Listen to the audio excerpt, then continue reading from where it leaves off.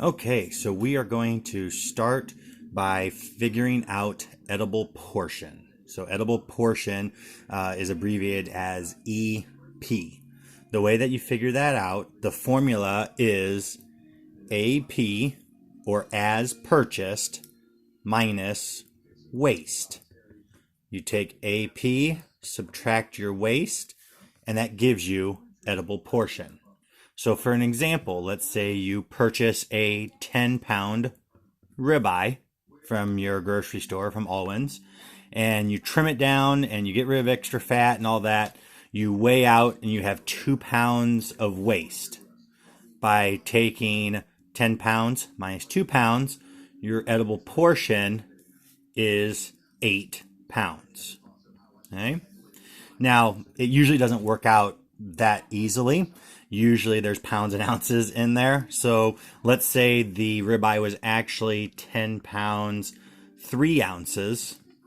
And then when we take care of the waste and we weigh the waste out, it's 2 pounds, 9 ounces. So we still do the same thing.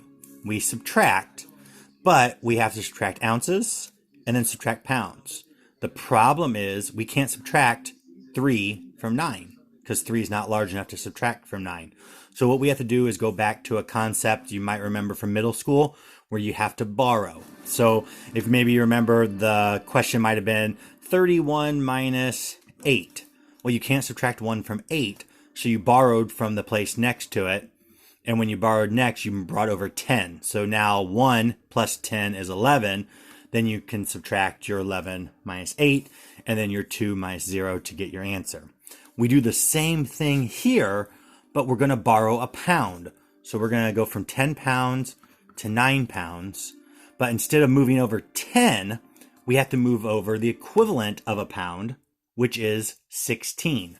So we take 16 ounces plus the 3 to give us the 19 ounces. Now, 19 ounces minus 9 ounces is 10 ounces. 9 pounds minus 2 pounds is 7 pounds.